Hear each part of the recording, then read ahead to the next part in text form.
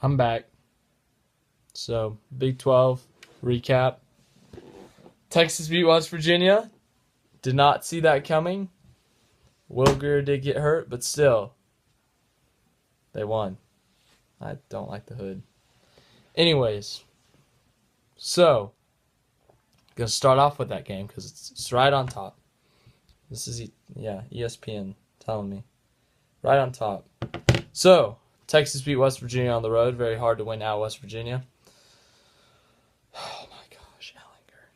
They're up 14-0. They had a chance to score. Ellinger was getting sacked. I mean, he should have just taken the sack, and he was almost down, and he was just like, that was a horrible representation.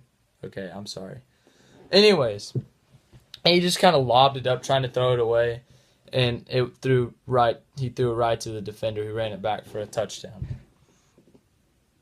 So then all the West Virginia people were all hyped up, and they were like, yeah, we have a chance. But then Texas actually responded and scored. So that was good for them. That was good for their offense. And they scored. They had their best running day since the San Jose State game.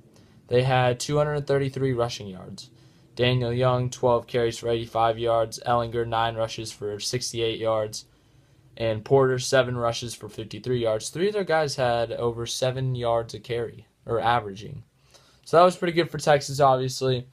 They are now bowl eligible for the first time since 2014.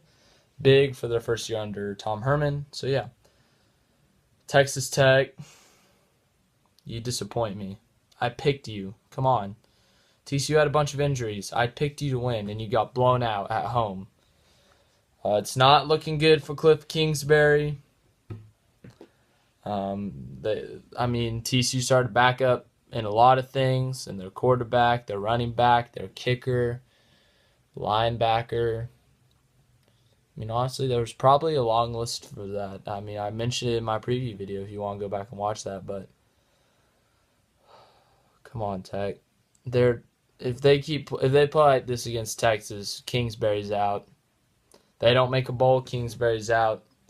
Even if they make a bowl, I think Kingsbury's out. He's just not doing what he's supposed to do. He's not winning. So, yeah, very disappointing for Texas Tech. They've had a pretty disappointing season. Obviously, if they want to make a bowl, they got to beat Texas on the road this week. It'll be really tough for them, but you never know. Iowa State, they beat Baylor on the road with their backup quarterback, Zeb Noland. They had a nice victory, 23-13. Pretty ugly victory. Baylor didn't play horrible. They didn't play great. They started off scoring first, and then they were in it. They were in it pretty much the whole game, but then Iowa State was really just able to pull away those last 2 field goals. Going into the fourth, it was 20-13. Iowa State made a field goal midway through the fourth, and then Baylor was just never able to score again, and Iowa State's defense just held them. So Baylor is now 1-10. They're horrible. I mean, seriously. Here was the big upset. Kansas State walked into Stillwater, and they beat Oklahoma State. So Oklahoma State, now it's going to be hard for them to make the Big 12 championship, as they would have to win, and TCU would have to lose to 1-10 Baylor next week. Let's just say TCU is at home, and last year they blew them out in Waco. So that's not going to happen. So yeah, it's likely Oklahoma. I'll talk about that later. It's likely going to be Oklahoma TCU. Oklahoma State, they had a slow start. They went up 10-7 at the end of the first, and then it just went downhill from there. They were down 28-13 at half. They were down 42-13 at one point. And then it started looking good for them. They closed the gap. They were slowly closing the gap. It was 45-40. They had the ball.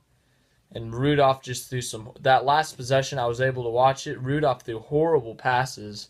I mean, for a guy who's supposed to be high up in the draft, he threw horrible passes. I think 2 of them were overthrown, and one of them, I don't even know what the heck it was. But he just threw some horrible passes in that last possession. It was a 4-and-out or whatever. They didn't even get a first down. I mean, he just had a really bad game, and that's obviously why they lost.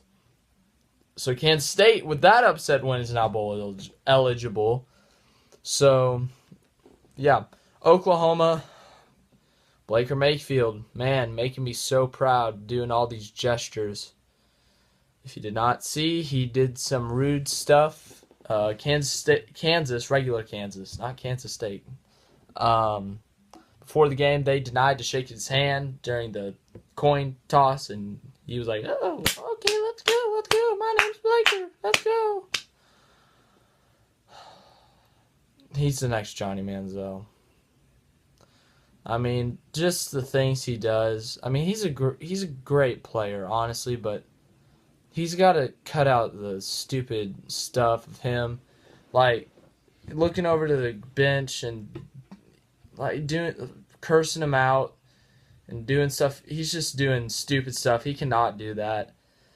It's honestly ridiculous. He's had to apologize multiple times for what he's done. He's got to cut it out. I get that he's an intense competitor, which is a good thing, but he's doing it the wrong way. He really needs to cut it out. I mean, seriously, it's ridiculous. But he did pretty good. They killed Kansas, as expected. So looking at the Big 12 now, Oklahoma locks into the championship, Big 12 championship. They will play TCU most likely because TCU plays Baylor next week, which will leave Oklahoma State out. Texas beating West Virginia knocked West Virginia's chances at making it out. So looking at it, Texas now has 7 bowl-eligible teams. They could have 8 if Tech is able to beat Texas next week. And then the other 2 are 1-10. So Big 12's a mess. Oklahoma still has a chance at the playoff. If they don't choke against West Virginia, if they don't choke against TCU in the Big 12 championship. So yeah, Oklahoma should win the Big 12, honestly, at this point. You saw what they did to TCU a couple weeks ago. They killed them. So I don't see any other way the Big 12 plays out than Oklahoma winning it. Obviously, TCU with those injuries, that's not going to help them. So yeah, Big 12, that's all I got. Texas with the upset. Baylor lost again. Kansas lost again. Oklahoma State stunned. And Baker Mayfield still doing stupid stuff.